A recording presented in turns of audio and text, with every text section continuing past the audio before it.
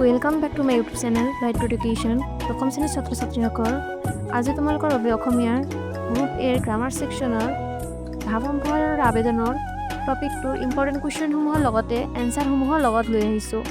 যদি ভিডিঅ'টো ভাল লাগে তেনেহ'লে এটা লাইক আৰু কমেণ্ট কৰি দিবা, আৰু যদি চেনেলটোত নতুন হোৱা তেনেহ'লে ছাবস্ক্ৰাইব কৰিবলৈ নাপাহৰিবা। ছাত্ৰ ছাত্ৰীসকল, প্ৰথমতে আহিছোঁ তোমালোকৰ বাবে ইম্পৰ্টেণ্ট ভাৱ সম্প্ৰসাৰণসমূহ লৈ। ভাৱ সম্প্ৰসাৰণসমূহৰ ভিতৰত তোমালোকে প্ৰথমতে চাবা লাগি থাকিলে মাগি নাখায়। তো ইয়াৰ ভাৱ সম্প্ৰসাৰণটো চোৱা। এই প্ৰবাদ বাক্যটি অসমীয়াৰ এটি প্ৰাচীন আৰু গভীৰ অৰ্থবোধক উক্তি। ই মানৱ জীৱনৰ সংযম, কৰ্তব্যনিষ্ঠা, আত্মনিৰ্ভৰশীলতা আৰু ধৈৰ্যৰ ওপৰত আধাৰিত। এই প্ৰবাদৰ অৰ্থ হৈছে, যেতিয়া কোনো ব্যক্তিয়ে নিজৰ কৰ্তব্যত সদায় মনোযোগী থাকে আৰু যথাসম্ভৱ পৰিশ্ৰম কৰি নিজ নিজ প্ৰয়োজন পূৰণৰ চেষ্টা কৰে, তেতিয়া তেওঁৰ অন্যৰ ওচৰত কেতিয়াও হাত পাতিব লগা নহয়। এই প্ৰবাদ বাক্যটোৱে শিক্ষা দিয়ে যে জীৱনত পৰিশ্ৰম, আত্মবিশ্বাস আৰু আত্মনিৰ্ভৰশীলতাক অধিক গুৰুত্ব দিব লাগে। মানুহে যদি নিজৰ কামত মনোযোগী হয় আৰু প্ৰয়োজনীয় ক্ষেত্ৰত দায়িত্বশীল হয়, তেন্তে তেওঁক নিজৰ অভাৱ পূৰণৰ বাবে অন্যৰ ওপৰত নিৰ্ভৰ কৰিবলগীয়া নহয়। এইটো আছিল প্ৰথম ভাৱ সম্প্ৰসাৰণ। এতিয়া আহিছোঁ আমি ছেকেণ্ড ভাৱ সম্প্ৰসাৰণলৈ। অভ্যাসৰ নৰ কৰ্ণপথে কৰে হৰ, ভাৱ বহলাই লিখা। এইটো বহুতেই ইম্পৰ্টেণ্ট হয় ছাত্ৰ ছাত্ৰীসকল, তো এইটো ভালদৰে চাই লোৱা। অভ্যাসৰ বলত যে কঠিন কামো সহজ হৈ যায় তাকে বুজাবলৈ উক্ত প্ৰবচনটো কোৱা হয়। তিৰোতা মানুহে অলংকাৰ পৰিধান কৰিবৰ বাবে দুয়োখন কাণৰ পতা বিন্ধা কৰে। এই বিন্ধা অতি সৰু, ইয়াৰ মাজেদি শৰ এপাত সৰকি যাব নোৱাৰে। কিন্তু এনে কিছুমান লোক আছে, সিহঁতে কৰ্ণপথেদিও কললে পাৰ হৈ যাব পৰাকৈ শৰ মাৰিব পাৰে। অৰ্থাৎ অভ্যাসৰ জৰিয়তে কিছুমান লোকে অসম্ভৱকো সম্ভৱ কৰিব পাৰে। সেইদৰে আমি যদি একাণপতীয়াকৈ কোনো কাম দীৰ্ঘদিন জুৰি অনুশীলন কৰি থাকোঁ, তেন্তে নিশ্চয় অসম্ভৱ যেন লগা কামো সম্ভৱপৰ হয়। আগবাঢ়িছোঁ আমাৰ 3 নম্বৰ ভাৱ সম্প্ৰসাৰণলৈ। 3 নম্বৰত কি দিয়া আছে? যি মূলা বাঢ়ে তাৰ দুপাততে চিন। ইয়াৰ ভাৱ সম্প্ৰসাৰণটো চাই লোৱা তোমালোকে। অসমীয়া সমাজত সততে ব্যৱহাৰ কৰা ই এক ফকৰা যোজনা। সৰুকালতে যে ডাঙৰৰ লক্ষণ ফুটি উঠে সেয়া বুজাবলৈ উক্ত ফকৰা যোজনাটো মতা হয়। মূলা এবিধ পাচলি। ইয়াৰ শাক আৰু মূল দুয়ো খাব পাৰি। অসমীয়া মানুহে পাচলি হিচাপে ইয়াক খাবলৈ অতি ভাল পায়। সেয়ে বহুত কৃষকে ইয়াৰ খেতি কৰে। মূলাৰ বীজ হিচাপ প্ৰায় 15-20 দিনৰ ভিতৰতে ই দুপতীয়া হয়। আমি লক্ষ্য কৰিলে দেখা পাম যে গজি উঠা মূলাৰ সকলোবোৰ চেহেৰা দেখাত একেই নহয়। ইয়াৰ কিছুমান দুৰ্বল আৰু লেহেকা হয়। কৃষকে ইয়াৰ দুপাত হোৱাৰ লগে লগেই পাত চায়েই বুজিব পাৰে কোনবোৰ মূলা ডাঙৰ হ'লে ভাল হ'ব আৰু কোনবোৰ বেয়া হ'ব। সেয়ে বেয়া পুলিবোৰ উভালি পেলাই ভাল লক্ষণ থকা পুলিবোৰ ডাঙৰ হ'বলৈ দিয়ে। দুপাততে যিদৰে মূলা চিনিব পাৰি, ঠিক সেইদৰে ল'ৰালি কালৰ আচাৰ আচৰণ চাই শিশু এটা ডাঙৰ হ'লে কেনেকুৱা হ'ব সেয়া বুজিব পাৰি। আগবাঢ়িছোঁ আমাৰ 4 নম্বৰ ভাৱ সম্প্ৰসাৰণলৈ। 100 গৰু মাৰিলে বাঘৰ মৰণ। ইয়াৰ ভাৱ সম্প্ৰসাৰণটো হ'ল, অতি অন্যায়ৰ পৰিণতি যে বেয়া হয় তাকে বুজাবলৈ উক্ত প্ৰবচনটি ব্যৱহাৰ কৰা হয়। গৰু ম'হ বাঘৰ খাদ্য। সিহঁতে গৰু ম'হ চিকাৰ কৰি সেইবোৰৰ মাংস ভক্ষণ কৰি জীয়াই থাকে। গৰু ম'হ বাঘৰ খাদ্য যদিও বাঘে যদি প্ৰয়োজনতকৈ অধিক গৰু মাৰি পেলায়, তেন্তে তেনে কাৰ্যই বাঘৰ বিপদ মাতি আনে। কাৰণ প্ৰয়োজনতকৈ অধিক গৰু মাৰিলে এটা সময়ত গৰু শেষ হৈ যাব। তেতিয়া সি চিকাৰ কৰিবলৈ কোনো গৰু নাপাই নেখাই মৰিব লাগিব। নাইবা কৃষকৰ পোহনীয়া গৰু অধিক মাৰিলে এটা সময়ত সমাজৰ আটাইবোৰ কৃষকে মিলি বাঘকো মাৰি পেলাব পাৰে। সেয়ে বেয়া মানুহে যদি মানুহৰ হাক বচন নামানি বেয়া কাম বা দুষ্কাৰ্যবোৰ সদায় কৰি থাকে, তেন্তে মানুহে তেওঁৰ ওপৰত বিতুষ্ট হৈ উঠে। এইখিনি আছে তোমালোকৰ বাবে অনা ইম্পৰ্টেণ্ট ভাৱ সম্প্ৰসাৰণসমূহ।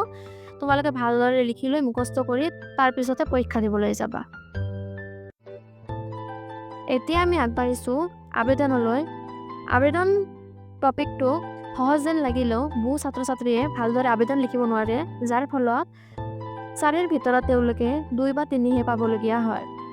সেইকাৰণে আবেদনত হেলা নকৰিবা আৰু চাই লোৱা কি আবেদন তোমালোকৰ বাবে ইম্পৰ্টেণ্ট। প্ৰথমতে আহিছোঁ, চতুৰ্থ পিৰিয়ডৰ পিছত ছুটি বিচাৰি প্ৰধান শিক্ষকলৈ আবেদন লিখা। আবেদনত ওপৰতে লিখিবা তোমালোকে প্ৰতি মাননীয় প্ৰধান শিক্ষক বা শিক্ষয়িত্ৰীয়ে যিটো তোমালোকৰ কুৱেশ্যন থাকিব সেইটোৱে লিখিবা। মহোদয়াৰ সমীপেক্ষু। স্কুলৰ নাম লিখিব নালাগে, স্কুলৰ নামৰ ঠাইত ক বুলি লিখি দিবা। আৰু বিষয়ে আমি কুৱেশ্যনৰ পৰাই লিখিব পাৰোঁ, চতুৰ্থ পিৰিয়ডৰ পিছত ছুটি বিচাৰি আবেদন। দিনাংকটো তোমালোকে স্ক্ৰীনত দেখুৱাৰ দৰে সোঁফালে লিখি দিবা। এতিয়া আমি আৰম্ভ কৰিছোঁ আবেদনটো, মহাশয় অথবা মহাশয়া। তলত লিখিবা, বিনীত নিবেদন এই যে মই আপোনাৰ বিদ্যালয়ৰ 10ম শ্ৰেণীৰ ছাত্ৰ বা ছাত্ৰী। আজি আমাৰ ঘৰত মাংগলিক অনুষ্ঠান থকা বাবে চতুৰ্থ পিৰিয়ডৰ পিছত বিদ্যালয়ৰ পৰা ছুটি বিচাৰিছোঁ। এইখিনি লিখি তাৰপিছত এটা পেৰাগ্ৰাফ চেঞ্জ কৰিবা আৰু লিখিবা, গতিকে দয়ালু মহোদয়ে মোক উক্ত কালাংকৰ ছুটি মাৰ্জিত কৰি মোক বাধিত কৰে যেন। আৰু তলত লাষ্ট এটা পেৰাগ্ৰাফ লিখি দিবা, এই মহোদয় বা মহোদয়াৰ ওচৰত মোৰ সৰল প্ৰাৰ্থনা। এইখিনি আছিল আবেদনৰ মেইন। আৰু লাষ্টত তোমালোকে লিখিবা ইতি, এইখিনিও সোঁফালে লিখিবা দিনাংকৰ নিচিনাকৈ। আপোনাৰ একান্ত বাধ্য ছাত্ৰ বা ছাত্ৰী আৰু নাম, শ্ৰেণীৰ নাম, ৰোল নাম্বাৰ। এইবিলাকত নিজৰ নাম কিন্তু নিলিখিবা, খ গ গ এনেকৈ লিখি দিবা আৰু ওপৰত স্কুলৰ নামটোত ক বুলি লিখিবা।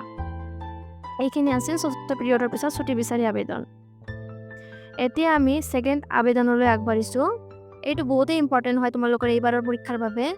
পুথিভঁৰালত নতুন কিতাপৰ অভাৱৰ বাবে অসুবিধাৰ বিষয়ে জনাই প্ৰধান শিক্ষকলৈ উদ্দেশ্যে আবেদন লিখা। বাৰে বাৰে কৈ আছোঁ, এই কুৱেশ্যনটো কিন্তু এইবাৰৰ পৰীক্ষাৰ বাবে বহুতেই ইম্পৰ্টেণ্ট। তো চাই লওঁ ভালদৰে আৰু পাৰিলে তোমালোকে নোটছ কৰি ল'বা। ওপৰত আগৰ নিচিনাকৈ আছে, প্ৰতি শ্ৰদ্ধেয় প্ৰধান শিক্ষক বা শিক্ষয়িত্ৰী যিটো থাকিব তোমালোকৰ কুৱেশ্যনত সেইটোৱেহে লিখিবা, বেলেগকৈ লিখিব নালাগে। তলত স্কুলৰ নামৰ ঠাইত ক বুলি লিখিবা। বিষয়, পুথিভঁৰালত নতুন কিতাপৰ অভাৱৰ বাবে অসুবিধাৰ বিষয়ে আবেদন। দিনাংক সোঁফালে লিখি দিবা আৰু তলত লিখিবা মহাশয় মহাশয়া এনেকৈ হেডিং বুলি দিবা। আৰু মাজত লিখিবা, বিনীত নিবেদন এই যে মই আপোনাৰ বিদ্যালয়ৰ 10ম শ্ৰেণীৰ ছাত্ৰ বা ছাত্ৰী। তুমি যদি ছাত্ৰ হোৱা তেনেহ'লে ছাত্ৰ লিখিবা আৰু যদি ছাত্ৰী হোৱা তেনেহ'লে ছাত্ৰী লিখিবা, দুয়োটা কিন্তু লিখিব নালাগে। আমাৰ বিদ্যালয়ৰ পুথিভঁৰালত প্ৰয়োজনীয় নতুন কিতাপৰ অভাৱৰ বাবে ছাত্ৰ ছাত্ৰীৰ পঢ়া শুনাত বহু অসুবিধাৰ সন্মুখীন হ'বলগীয়া হৈছে। বিশেষকৈ নতুন পাঠ্যক্ৰম অনুসৰি কিছুমান পাঠ্যপুথি আৰু নিৰ্দিষ্ট অধ্যয়নৰ বাবে প্ৰয়োজনীয় কিতাপসমূহ পোৱা এতিয়া এক প্ৰধান সমস্যা হৈ পৰিছে, যিয়ে আমাৰ শিক্ষা আৰু ব্যক্তিগত উন্নয়নত বাধা সৃষ্টি কৰিছে। বিশেষকৈ পৰীক্ষাৰ সঠিক প্ৰস্তুতি আৰু পাঠ্যপুথিৰ অতিৰিক্ত পাঠ্যৰ অভাৱৰ বাবে ছাত্ৰ ছাত্ৰীয়ে যথেষ্ট অসুবিধা ভোগ কৰি আছে। এইখিনি তোমালোকে জনালা যে কি প্ৰব্লেম হৈ আছে। এতিয়া তোমালোকে লাষ্টত এটা পেৰাগ্ৰাফ লিখি দিবা, সেয়েহে মহোদয় মহোদয়াই বিদ্যালয়ৰ পুথিভঁৰালত অতি শীঘ্ৰে নতুন কিতাপ যোগানৰ ব্যৱস্থা কৰে যেন, যাতে আমাৰ পঢ়াশালী অধিক সুচল আৰু উন্নত হয়। এই মহোদয় বা মহোদয়ৰ ওচৰত মোৰ সৰল প্ৰাৰ্থনা। লাষ্টত লিখিবা, এতিয়া আপোনাৰ একান্ত বাধ্য ছাত্ৰ, আগৰ নিচিনাকৈ নাম, শ্ৰেণীৰ নাম, ৰোল নাম্বাৰ। তো এইখিনিয়ে আছিল তোমালোকৰ বাবে অনা ইম্পৰ্টেণ্ট আবেদনসমূহ। ভালদৰে লিখি লৈ তাৰপিছত মুখস্থ কৰি ল'বা তোমালোক। আৰু এটা ইম্পৰ্টেণ্ট কথা, আবেদনসমূহ লিখোঁতে সদায় মনত ৰাখিবা যে আবেদনসমূহ সদায় এটা পেজতহে কমপ্লিট কৰিব লাগে আৰু আবেদনত বেছি লেতেৰা বা কটাকটি কৰিব নালাগে। এটা পেজতে যাতে কমপ্লিট হয় সেই হিচাপতে আবেদনটো আৰম্ভ কৰিব লাগে নিউ পেজৰ পৰা। আৰু আবেদনটো সদায় মাৰ্জিত ধৰণৰ হ'ব লাগে, যে তুমি অনুৰোধ কৰি আছা তোমাৰ প্ৰধান শিক্ষক বা শিক্ষয়িত্ৰীলৈ। তো আজিলৈ ইমানেই। ভিডিঅ'টো ভাল লাগিলে এটা লাইক আৰু কমেণ্ট কৰি দিবা, আৰু যদি তোমালোকে চেনেলটোত নতুন হোৱা চেনেলটো ছাবস্ক্ৰাইব কৰি ল'বা। ধন্যবাদ।